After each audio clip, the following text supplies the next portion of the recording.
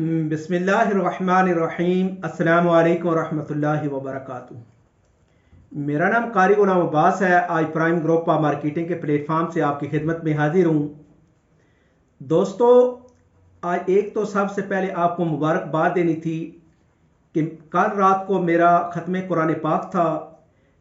गुज़श्ता 2-3 दिन से वीडियो भी नहीं बना रहा था क्योंकि मंजिल की मसरूफियात की वजह से, लेकिन अल्हम्दुलिल्लाह हमारा ख़त्म कुरान पाक जो है ये गुज़श्ता रात को हो गया है। तो आज हम बात करेंगे ज़कात के हवाले से, क्योंकि हमारे काफ़ी सारे प्रॉपर्टी डीलर जो हैं वो कॉल करते हैं और काफ़ी सारे दोस्त कॉल करते हैं ज़कात के मसाइल के मुतल्लिक़।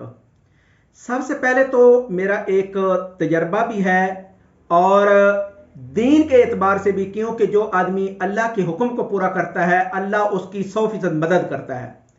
तो ज़कात वो रुकन है जो इस्लाम के अरकान में से एक अहम रुकन है। जो इस्लाम के 5 अरकान है ना, कलमा, नमाज, रोज़ा, हज, ज़कात, उसमें ज़कात जहाँ अल्लाह ने कुरान मजीद के अंदर नमाज का जिक्र फरमाया, वहाँ अल्लाह ने ज़कात का साथ ही जिक्र फरमाया, अकीमुस्सलात व आतुज़्ज़कात। यानी कि जहाँ भी कुरान मजीद के अंदर नमाज का जिक्र है वहाँ ज़कात का जिक्र है। तो सबसे पहले तो ये है इसके फ़ज़ाइल के मुतल्लिक़ इमाम कायनात हुज़ूर सरवर कौनैन सल्लल्लाहु अलैहि वसल्लम की हदीस पाक का मफ़हूम है कि जो आदमी माल की ज़कात हिसाब के साथ देता है, अल्लाह जल्ल शानहू उसके माल की हिफाजत अपने ज़िम्मे ले लेते हैं। तो फरमाया कि जो आदमी ज़कात देता है सबसे पहले तो अल्लाह उसका माल पाक करते हैं और अल्लाह उस मालदार को महफूज करते हैं। यानी कि माल की भी हिफाजत होती है और मालदार की भी हिफाजत होती है। और इसमें सबसे दूसरा यह है कि यह गुरबा का हक है। अगर आप माल की ज़कात नहीं दे रहे तो आप उनका हक खा रहे हैं।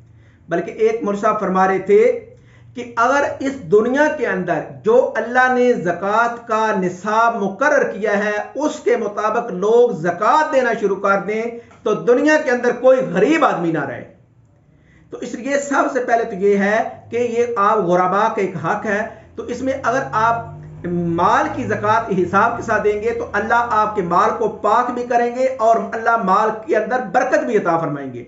तो इसलिए ये रमज़ान शरीफ का जो महीना है ये तो एक बहुत ही बरकतों वाला महीना है। अगर इसमें ज़कात देंगे, जैसे वो हदीस पाक का मफ़हूम है कि जो आदमी 2 नफल पढ़ता है अल्लाह 70 नफलों का सवाब अता फरमाते हैं। तो जो आदमी 1 रुपया खर्च करता है अल्लाह उसको कितने लाख का सवाब अता फरमाएंगे।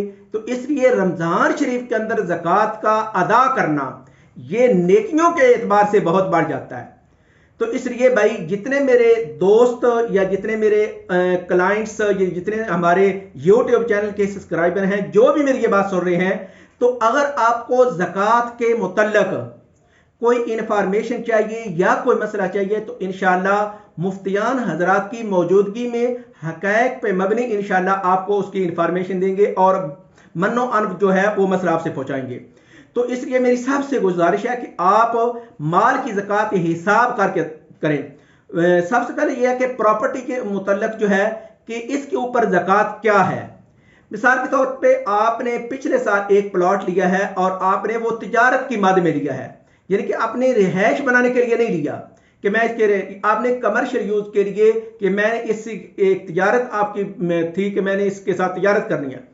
तो साल गुजरने के बाद अगर मिसाल के तौर पे आपने 60 लाख लिया था, अब उसकी जो मालियत है वो तकरीबन 1.5 करोड़ की है या 1 करोड़ की है। तो उस 1 करोड़ के ऊपर ज़कात वाजिब होगी, जो उसकी मौजूदा मालियत होगी उसके मुताबिक ज़कात होगी। इसी तरह आपने जो भी प्लाट लिए हैं, कोई घर लिया है और एज ए तिजारत आपने लिया है, जो अपनी जाती जरूरत के लिए है वो नहीं, उस पर ज़कात नहीं है। जो आपने तिजारत की मद में लिया है उस पर ज़कात वाजिब है, फर्ज है। अगर आप नहीं देंगे तो आप मुजरिम होंगे, आप गुनहगार होंगे। ठीक है। इसी तरह आपके पास 7.5 तोला सोना है या 52.5 तोले चांदी है या इसके बकदर आपके पास पैसे हैं या आपके पास इसकी और कोई ज्यादा मालियत की चीजें हैं, तो उस पे 2.5% यानी कि 100 में से 2.5 रुपए ज़कात है जो गुरबा का हक है। तो ये अगर देंगे तो आपका माल पाक हो जाएगा और आपका फरीजा अदा हो जाएगा।